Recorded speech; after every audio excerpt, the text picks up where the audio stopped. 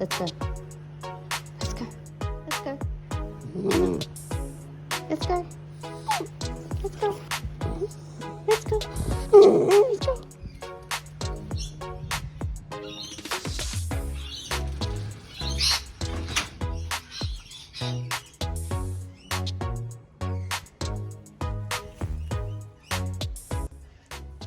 Hello and welcome back to the garden. We've got some pesky grass problems over here in the lawn garden. So what I'm going to do is, I even put cardboard over this and it still comes through. I'm just going to chop it back out, and then I have bought some wood chips to put on top. So I'm just going to chop out what I can, keep those green leaves and put them into our new compost bin. And I'm going to put the cardboard down and put a really thick layer of bark over the top of that. So I like to chop my weeds down into little pieces, and I find that makes it take less long to break down in the compost bin, and it's easier for the worms to eat it too. So I'm just chopping out any grass that I can find, and then I'm going to get the mulch from the pathway and I'm just going to put that onto the tomatoes. I don't see any reason to leave the sugar cane and put the bark on top. So I'm just going to cut out the weeds as much as I can, move the sugarcane mulch, and then we'll stick the really thick layer of bark on top.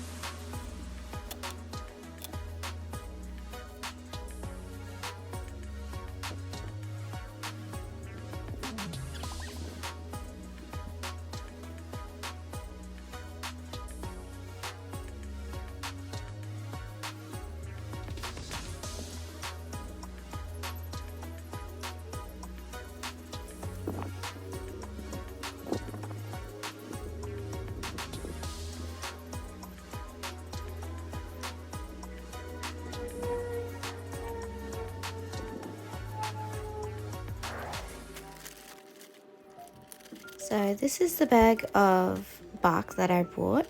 It is made from tea trees, or it's called tea tree mulch. I didn't anticipate that it would be so fine and fluffy. I thought that it would be like bark chips. So that was a little happy surprise, because I think it'd be nice and break down easily.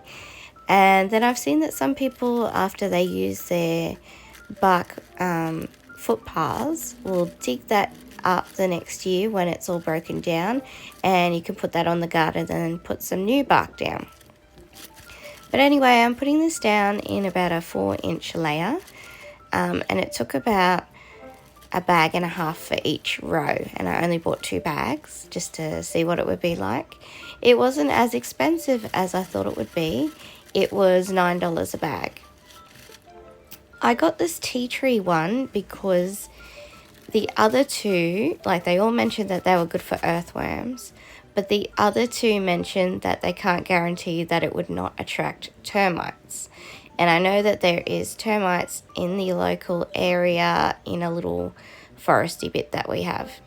So now I'm just tamping it down to hopefully stop the weeds. I'm going to press it all down because it is the footpath. So anyway, that's why I chose the tea tree one. It smells so amazing. It's really nice. And I think that would be nice to go around your plants, just as a mulch other than the sugarcane mulch.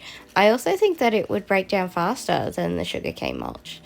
But anyway, this is how we're doing it. So it's going to be the pathways, and the sugarcane mulch will be for the beds. And maybe at some point I'll swap that around. I don't know. We'll see. But we'll just keep trucking along here and applying it down and tamping it down.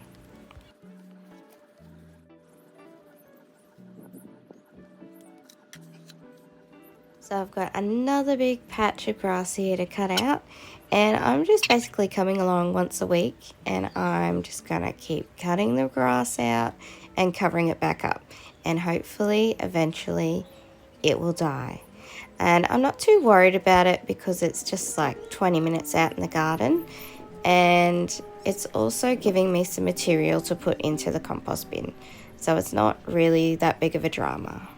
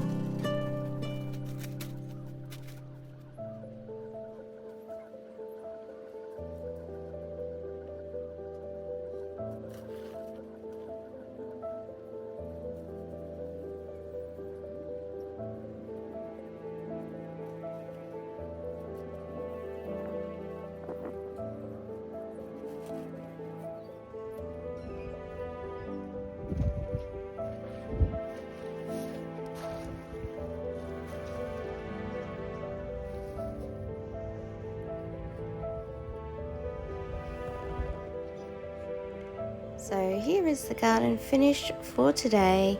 I put extra sugarcane mulch on the row, and I got about a row and a half done of the pathway. And the potatoes are looking lovely. Sizzle is enjoying the garden. And next week I'll just continue on. Don't be afraid to do little bits at a time.